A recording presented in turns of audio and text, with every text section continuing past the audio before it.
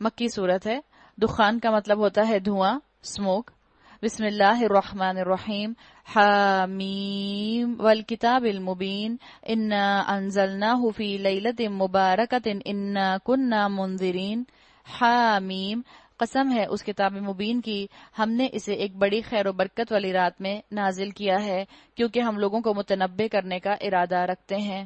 شب قدر کی بات آ گئی. یہاں پر جو لیلۃ مبارکہ آیا ہے، اسکالرز کے مطابق یہ لیلۃ القدر ہی کا دوسرا نام ہے. وہ رات جس میں قرآن نازل ہوا تھا، جس کے لیے سورہ بقرہ میں ہم پڑھ آئے شہر رمضان الذی انزل فیہ القرآن. رمضان وہ مہینہ ہے جس کے اندر قرآن نازل کیا گیا، تو یہ رمضان کی رات لیلۃ القدر ہی کا ذکر ہے، جس کے لیے آپ آگے بھی پڑھیں گی انا انزلناہ فی لیلۃ القدر. ہم نے اس قرآن کو انزلناہ میں قرآن کی طرف پروناؤن جا رہا ہے، ہم نے اس قرآن کو لیلۃ القدر میں نازل کیا ہے. تو لیلۃ المبارکہ اسی کا دوسرا نام ہے. یہاں سے 15 شعبان مراد نہیں ہے. یہ وہ رات تھی جس میں ہر معاملے کا حکیمانہ فیصلہ ہمارے حکم سے صادر کیا جاتا ہے.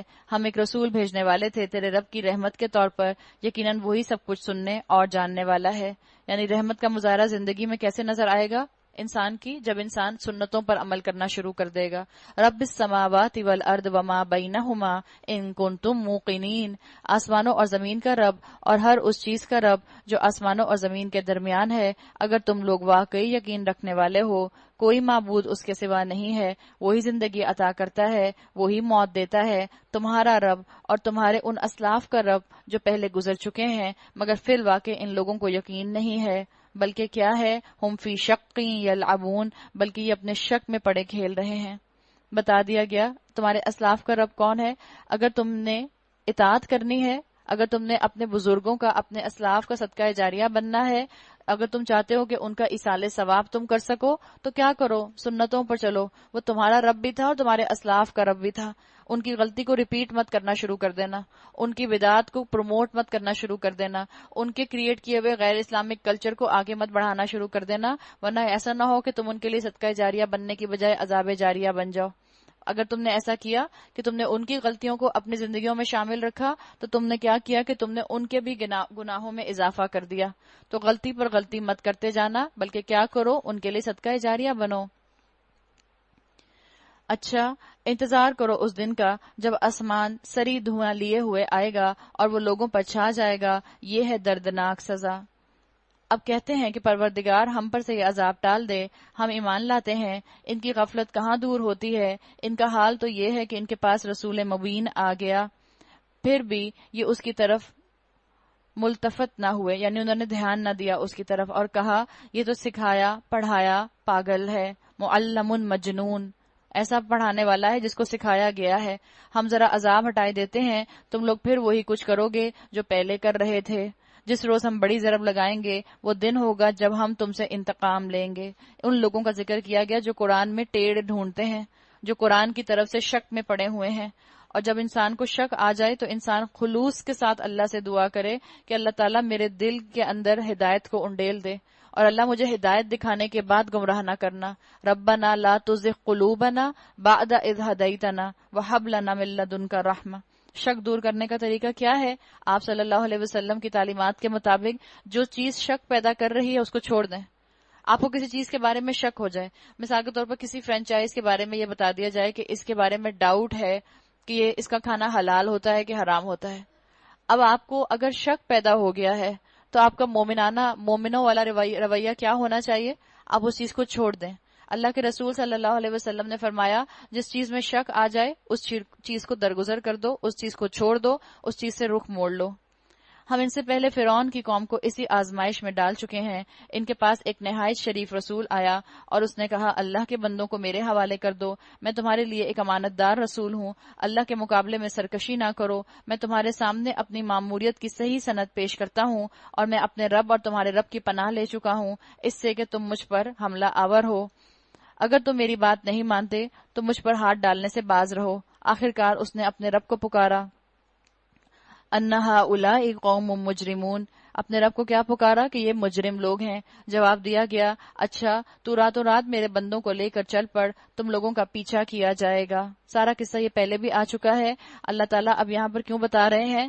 اللہ تعالیٰ یہاں مجھے اور آپ کو بتا رہے ہیں کہ ایک ذرا کوئک چیک کر لو اپنی پرائرٹیز کے اوپر، کہ تم نے اتنے واقعات سننے کے بعد کیا اپنی صفات جو ہیں وہ کامیاب لوگوں والی کی، یا اتنی واقعات سننے کے بعد، اتنی کہانیاں، اتنے عبرتناک قصے سننے کے بعد بھی تم انہی منکرین کے روش پر چل رہے ہو جن کو اللہ نے عذاب سے تباہ کر دیا تھا. آج بھی تم کیا وہی بنی اسرائیلیوں والے رویے کے اوپر ہو جو سوال پر سوال کیا کرتے تھے، جو اپنی شریعت کے بارے میں شک کا شکار رہا کرتے تھے، یا آج بھی تمہارے اندر کوئی مومنین والی صفت پیدا ہو گئی ہے؟ تو اللہ تعالیٰ جو قصے ریپیٹ کرتے ہیں وہ اسی لیے قصہ ریپیٹ کرتے ہیں تاکہ میں اور آپ اپنی پرائرٹیز کو فوراً چیک کر لیں کہ آپ اور میں باغ والے بننا چاہتے ہیں یا آگ والے بننا چاہتے ہیں. کتنے ہی باغ اور چشمے اور کھیت اور شاندار محل تھے جو وہ چھوڑ گئے، کتنے ہی عیش کے سر و سامان جن میں وہ مزے کر رہے تھے ان کے پیچھے دھرے رہ گئے. یہ ہوا ان کا انجام، اور ہم نے دوسروں کو ان چیزوں کا وارث بنا دیا. پھر نہ آسمان ان پر رویا نہ زمین، اور ذرا سی بھی مہلت ان کو نہ دی گئی. آپ صلی اللہ علیہ وسلم کی روایات میں آتا ہے، آپ نے فرمایا نیک آدمی کے مرنے پر زمین اور آسمان روتے ہیں. آپ صلی اللہ علیہ وسلم کی حدیث کا مفہوم آتا ہے آسمان پر ہر بندے کے لیے 2 دروازے ہیں، ایک سے اس کا رزق اترتا ہے اور ایک سے اس کا اخلاق اوپر چڑھتا ہے. جب اس انسان کا انتقال ہو جاتا ہے، اس نیک انسان کا، تو اس چیز پر وہ دونوں دروازے جو ہیں وہ روتے ہیں. اسی لیے کہا جاتا ہے آسمان جو ہے وہ نیک انسان کی موت پر روتا ہے. تو اللہ تعالیٰ کے سے یہ جو نیک انسان ہوتا ہے اس سے کائنات بھی سنکرنائز ہوتی ہے، کائنات بھی اس کے لیے دعا کرنے والی ہوتی ہے. ہم پیچھے پڑھ آئے ہیں کہ نیک انسان کے لیے فرشتے دعائیں کرتے ہیں، ان کی مغفرت کے لیے دعائیں کرتے ہیں، ان کی کوتاہیوں کو معاف کر دینے کی دعائیں کرتے ہیں. اسی طرح سے زمین و آسمان یہ بھی شاید نیک بندوں کے لیے دعائیں کرتے ہیں. آپ نے رسول اللہ صلی اللہ علیہ وسلم کی روایت سنی ہوگی کہ جو علم حاصل کرنے والا ہوتا ہے، جو اللہ کی راہ پر نکل جاتا ہے، جو اللہ کی راہ میں ہجرت کرتا ہے، جو اللہ کی راہ میں علم حاصل کرنے کے لیے وقت لگاتا ہے، سمندر کے پانی کی مچھلیاں بھی اس کے لیے دعائیں کرتی ہیں، چرند پرند بھی اس کے لیے دعائیں کرتے ہیں. تو بتا دیا گیا کہ جو نافرمان ہوتے ہیں ان کو ذرا سی بھی مہلت نہیں دی جاتی، اور نہ ان کے اوپر آسمان روتا ہے، فما بکت علیہم السماء والارض، اور نہ زمین روتی ہے. اسی طرح بنی اسرائیل کو ہم نے سخت ذلت کے عذاب فرعون سے نجات دی، جو حد سے گزر جانے والوں میں سے فی الواقع بڑے اونچے درجے کا آدمی تھا. ہم کہتے ہیں نا نیچے سے ٹاپ کرنے والوں میں سے تھا. اور ان کی حالت جانتے ہوئے ان کو دنیا کی دوسری قوموں پر ترجیح دی اور انہیں ایسی نشانیاں دکھائیں جن میں سری آزمائش تھی. اللہ نے ہدایت اور آزادی کی نعمت سے آزمایا. اللہ تعالیٰ نے ان کو مظلومی سے نکالا بنی اسرائیلیوں کو، اور اللہ نے دیکھا ان کو اپنی نعمت دی کہ شاید کہ یہ اللہ کی شریعت کو قائم کریں، اللہ کے فرما بردار بن جائیں. لیکن اللہ نے جب ان کو سلیوری سے نکالا تو یہ مینٹل سلیوری کا شکار ہو گئے. اللہ نے ان کو فزیکل سلیوری سے نکالا فرعون کی، تو انہوں نے اپنی ذہنیت کو مغلوب کر دیا. ہمیں مسلمانوں کو بھی اللہ تعالیٰ نے انگریزوں سے آزادی دی تھی، اور ہم نے کس بیسس کے اوپر یہ زمین حاصل کی تھی؟ ہم نے کہا تھا ہمارا مقصد کیا ہے، لا الہ الا اللہ محمد رسول اللہ، ہم اللہ کا کلمہ بلند کریں گے. لیکن ہوا کیا؟ ہم نے زمین تو لی تھی اللہ کے نام کے اوپر، اور یہ بہت بڑا ظلم ہے. بنی اسرائیلیوں نے کوئی بھی زمین اللہ کے نام کے اوپر نہیں لی، بس وہ شریعت قائم کرتے تھے، اللہ تعالیٰ ان کو عروج دے دیتا تھا. ہمارا ظلم کیا ہے کہ ہم نے شریعت کی بیسس پر یہ زمین لی ہے، یہ خطہ لیا ہے، اور یہ دعویٰ کیا ہے کہ اللہ ہم اس خطے کے اوپر شریعت نافذ کریں گے. لیکن ہوا کیا؟ عوام شرک میں مبتلا ہو گئے، اور جو ایلیٹ کلاس تھی اس نے کلچر سنبھال لیا. اور کلچر بھی وہ سنبھالا کہ جس نے ان کو کک ماری تھی، we like look the boot that kicks us, ہم اسی جوتے کو لک کرتے ہیں جو جوتا ہمیں کک مارتا ہے، اور ہم نے انہی کا کلچر پروموٹ کرنا شروع کر دیا. تو بتا دیا گیا کہ اللہ نے تو اپنی نشانیاں دکھائی تھیں، لیکن یہ لوگ آزمائش کے اندر اس چیز کی حقیقت نہ جان سکے. یہ لوگ کہتے ہیں ہماری پہلی موت کے سوا اور کچھ نہیں، اس کے بعد ہم دوبارہ اٹھائے جانے والے نہیں ہیں. اگر تم سچے ہو تو اٹھا لاؤ اپنے باپ دادا کو. وہی obsessive compulsive syndrome، باپ دادا کی رسومات نہیں چھوڑیں گے، باپ دادا کا طریقہ نہیں چھوڑیں گے، بدعات نہیں چھوڑیں گے. تو اللہ نے بھی کیا کہا؟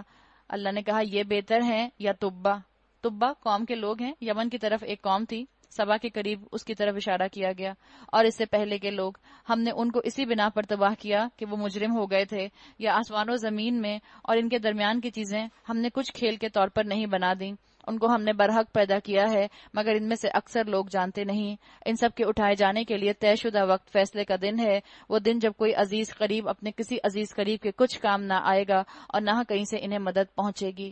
باپ دادا کرتے تھے، اگر وہ باپ دادا متقی ہوتے اور ان کو فالو کیا ہوتا تو ان کے لیے انعامات ہی انعامات ہوتے، لیکن اگر وہ باپ دادا جو تھے انہوں نے بدعت کے کلچر کو پروموٹ کیا، انہوں نے غیر اسلامی کلچر کو پروموٹ کیا، انہوں نے ان سوشل کسٹمز کو پروموٹ کیا جس کا اسلام سے کوئی تعلق نہیں تھا، تو پھر قیامت کے دن ایک دوسرے کو دیکھ کے صرف اور صرف ریگریٹ کریں گے، ایک دوسرے پر لعن تان کریں گے، ایک دوسرے سے جھگڑا کریں گے، سوائے اس کے کہ اللہ ہی کسی پر رحم کرے، وہ زبردست اور رحیم ہے۔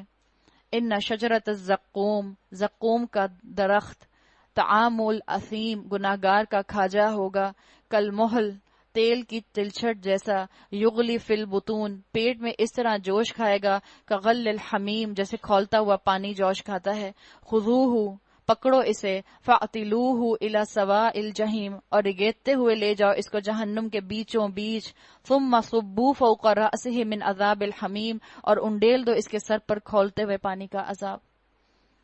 یہی انسان تھا، یہی سر تھا جس کے اندر بہت خیالات آتے تھے، یہی برین تھا جس میں اللہ کی نافرمانی کے ارادے آتے تھے، اللہ نے اسی سر کے اوپر کھولتے ہوئے پانی کا عذاب ڈالنے کا حکم دے دیا۔ اسی دماغ کے اندر کانسپریسیز آتی ہیں، اسی دماغ کے اندر ارادے اور انٹینشنز آتے ہیں، اسی دماغ کے اندر انکار آتا ہے، اسی دماغ میں کفر آتا ہے، اسی دماغ سے انسان شکوک میں مبتلا ہوتا ہے۔ اللہ نے بتا دیا کہ عذاب کی ابتدا تمہارے سر سے کی جائے گی، اور جس چیز کو سر پر انڈیل دیا جائے وہ آٹومیٹیکلی آپ کے پورے جسم پر فلو کر جاتی ہے۔ اللہ نے ایک ڈسکرپٹیو پکچر یہاں کھینچ دی ہے، شاید کہ آپ اور میں اب بھی پلٹ آئیں۔ چکھ اس کا مزہ، بڑا زبردست عزت دار آدمی ہے تو، دنیا میں بڑا سٹیٹس والا تھا، بڑا ایلیٹ کلاس تھا، بڑا اپنے آپ کو پوزیشن ہولڈر سمجھتا تھا موت کبھی آنی نہیں، سمجھتا تھا رب کے سامنے کبھی کھڑا ہونا نہیں، سمجھتا تھا ان نعمتوں کا کبھی حساب دینا نہیں۔ یہ وہی چیز ہے جس کے آنے میں تم لوگ شک کر رہے تھے۔ دنیا میں اللہ کے سامنے اللہ کی شریعت کے آگے جھکنے کو تیار نہیں تھے، اب تمہیں آگ جھکائے گی، اب تمہارے جسموں کو اور تمہارے سروں کو آگ جھکائے گی۔ اس کے برعکس خدا ترس لوگ ان المتقین فی مقام امین، امن کی جگہ میں ہوں گے۔ امن کی جگہ کا مطلب کیا ہے؟ اسکالرز نے کہا کہ دنیا کے مقابلے میں جنت میں کسی قسم کا کوئی غم ہی نہیں ہوگا، کوئی اداسی نہیں ہوگی، کوئی پینک ہی نہیں ہوگا، وہاں کوئی اعلان نہیں ہوگا کہ جنت میں فلاں حور کڈنیپ ہو گئی، یا سلسبیل کا چشمہ آج بند رہے گا، پیچھے سے پانی کی شارٹیج نہیں ہے، پانی کی شارٹیج ہے، ایسے کوئی آپ کو وہاں پر خبریں نہیں ملیں گی۔ آج سٹرائک ہے، آج آپ کو پھل سرو نہیں ہوں گے، فرشتے سٹرائک پر گئے ہوئے ہیں، شٹر ڈاؤن سٹرائک ہے آج۔ جنت کے اندر ایسا کوئی معاملہ نہیں ہوگا۔ ان المتقین فی مقام امین، وہ بہت ہی زیادہ امن کی جگہ پر ہوں گے، باغوں اور چشموں میں حریر اور دیبا کے لباس پہنے آمنے سامنے بیٹھے ہوں گے، یہ ہوگی ان کی شان۔ اور کیا ہوگا؟ وَزَوَّجْنَاهُمْ بِحُورٍ عِین، اور ہم گوری گوری گوری آہو چشم عورتیں ان سے بیاہ دیں گے۔ اچھے ساتھی کے بغیر انسان اپنی نعمتوں کو انجوائے نہیں کر سکتا۔ اللہ نے فوراً اچھے ساتھی کی یہاں پر جو ہے مثال دے کر بتا دیا کہ کمپنی بھی بڑی اچھی ہوگی۔ بعض روایات میں آتا ہے کہ اللہ ہر متقی انسان کو جو جنت میں پہنچے گا اس کو 2 حوریں دے گا۔ بعض روایات میں آتا ہے کہ جو شہداء ہوں گے ان کو اللہ 70 حوریں دے گا۔ واللہ عالم، اللہ بہتر جانتا ہے۔ آپ اور میں تیار تو ہوں اس جنت میں پہنچنے کے لیے، خالی مردوں کے لیے نہیں اللہ نے تیاری کر کے رکھی، اللہ نے عورتوں کے لیے بھی بہت سامان رکھا ہے۔ اللہ میں حیا ہے، اللہ جانتا ہے عورتوں میں حیا ہے، اللہ نے عورت کے جذبات کے اوپر بھی پردہ ڈال کے رکھا ہے۔ لیکن یہ نہ سمجھیں کہ آپ کی اور میرے لیے وہاں کچھ تیار نہیں ہے، آپ کی اور میری تسکین کے لیے بھی اللہ تعالیٰ نے وہاں بڑا سامان اکٹھا کیا ہوا ہے۔ اپنے بیٹوں کو بتایا کریں، خاص طور پر اگر آپ ان کو جنت کا انسینٹو دینا چاہتی ہیں، ان کو حوروں کا انسینٹو دیں۔ کیا پتا حوروں کے انسینٹو سے ہی نیک بن جائیں اور متقی بن جائیں۔ آپ دیکھیں، آپ اپنے شوہر کے سامنے قرآن کی 25 آیتیں پڑھ لیں، 30 آیتیں پڑھ لیں، آپ حوروں والی آیت پڑھیں، کیا چہرے پہ مسکراہٹ آئے گی، ایسی آنکھوں میں چمک آئے گی کہ جیسے پتہ نہیں کون سی نعمت دنیا میں ہی مل گئی۔ تو یہ اللہ تعالیٰ نے انسینٹیوز دیے ہیں۔ ہاں، وہاں وہ اطمینان سے ہر طرح کی لذیذ چیزیں طلب کریں گے، وہاں موت کا مزہ وہ کبھی نہ چکھیں گے، بس دنیا میں جو موت آ چکی سو آ چکی۔ روایات میں آتا ہے کہ اللہ قیامت کے دن جب جنت والے جنت میں اور دوزخ والے دوزخ میں چلے جائیں گے تو اللہ موت کو ایک مینڈے کی شکل دے گا، ایک شیپ کی شکل دے گا، اور اس کو موت واقع ہو جائے گی، یعنی موت ہی ختم ہو جائے گی، اور پھر اعلان ہوگا جو جنت والے ہیں ان کو کبھی موت نہیں آئے گی، اور اعلان ہوگا جو جہنم والے ہیں ان کو بھی کبھی موت نہیں آئے گی۔ تو اس کی طرف یہاں اشارہ کیا گیا، اور اللہ اپنے فضل سے ان کو جہنم کے عذاب سے بچا دے گا۔ یہی بڑی کامیابی ہے، یہی ہے سینس آف اچیومنٹ۔ اگر واقعی اللہ سے محبت کرنے والے ہو تو آؤ، تمہارے سامنے دو آپشنز موجود ہیں، ایک ہے آگ کا گڑھا، ایک ہے باغات کا بہترین گارڈن موجود، ایک ہے بہترین تمہارے لیے اللہ تعالیٰ کا موجود کیا ہوا جنت کا انعام۔ تم کس کو حاصل کرنا چاہتے ہو؟ اگر ہم واقعی اللہ سے محبت کرتے ہیں، اگر ہم واقعی اپنے آپ سے محبت کرتے ہیں، ہو نہیں سکتا کہ جو انسان اپنے آپ سے محبت کرتا ہے وہ انسان اپنے آپ کو جہنم کی آگ سے نہ بچائے۔ ہو نہیں سکتا جو ماں اپنی اولاد سے محبت کرتی ہے وہ اولاد کو جہنم میں گرنے سے نہ بچا سکے، ممکن نہیں ہے۔ جو محبت کرتی ہوگی وہ اپنی اولاد کی حفاظت ضرور کرے گی، جیسے ہم دنیا میں اپنی اولادوں کو پروٹیکشن کے ساتھ رکھتے ہیں، ان کو اکیلے باہر نہیں بھیجتے، ان کو ڈرائیورز کے ساتھ بھیجتے ہیں، ان کو بسوں میں لٹکتے ہوئے نہیں چھوڑ دیتے، ان کو رکشے ٹیکسیوں میں نہیں چھوڑ دیتے، ہم کہتے ہیں ہم تمہارے ساتھ جائیں گے، کوئی ایسی جگہ جانا پڑ جائے، کبھی گاڑی نہ ہو ہم کہتے ہیں نہیں تم نہیں جاؤ گی جب تک گاڑی نہیں ہوگی، کہیں کسی جگہ بھیجیں ہم کہتے ہیں نہیں اکیلے نہیں جانا، میں جاؤں گی تمہارے ساتھ۔ یہی اولادیں جن کو اتنا پروٹیکٹ کر کر کے رکھتے ہیں، کیا آخرت میں ان کو جہنم کا ایندھن بننے کے لیے چھوڑ دیں گے؟ کیا ان کو دنیا میں اللہ والا نہیں بنائیں گے؟ جو ماں واقعی اپنی اولاد سے محبت کرتی ہے وہ جہنم کے اس ڈسکرپشن کو پڑھنے کے بعد اپنی اولاد کو نافرمان نہیں چھوڑ سکتی۔ اس کے دن رات کی فکر یہ ہو جاتی ہوگی کہ اللہ میرے بچوں کو اپنا فرما بردار بنا لے، اللہ میرے بچے جو ہیں لیڈ فرام دا فرنٹ، اسلام پر ایسے عمل کریں، لیڈر بن جائیں اسلام کے، رول ماڈل بن جائیں اسلام کے۔ اے نبی صلی اللہ علیہ وسلم، ہم نے اس کتاب کو تمہاری زبان میں سہل بنا دیا ہے تاکہ یہ لوگ نصیحت حاصل کریں۔ آپ صلی اللہ علیہ وسلم کی زبان عربک تھی، اور یہی بات بار بار بتا دی گئی کہ اللہ تعالیٰ نے جو زبان عربی بنائی ہے اس کو آسان بنایا ہے۔ فَإِنَّمَا يَسَّرْنَاهُ بِلِسَانِكَ، اللہ نے اس کو سہل بنایا ہے۔ فَارْتَقِبْ إِنَّهُمْ مُرْتَقِبُونَ، اب تم بھی انتظار کرو، یہ بھی منتظر ہیں، دونوں منتظر ہیں، جنت والے بھی منتظر ہیں، دوزخ والے بھی منتظر ہیں۔ چاہے دوزخ والے انتظار بظاہر نہیں کر رہے لیکن دوزخ تو ان کی منتظر ہے، جو ان کے انتظار میں ہاتھ پھیلائے بیٹھی ہے اور اللہ کو کہتی جاتی ہے اللہ کیا اور ہے، حل من مزید، حل من مزید۔ اللہ دوزخ کو بھر دے گا دوزخیوں سے، اور دوزخ پکار پکار کر کہے گی کیا اور ہے۔ دوزخ کے لیے آتا ہے حدیث کے اندر جس کا مفہوم آتا ہے کہ دوزخ کو اللہ تعالیٰ نے 70,000 لگاموں سے باندھ کے رکھا ہوا ہے، ایسے وہ بھاگتی پھرتی ہے، ایسے وہ اچھلتی پھرتی ہے، ایسے اس کے اندر شرارے ہیں آگ کے۔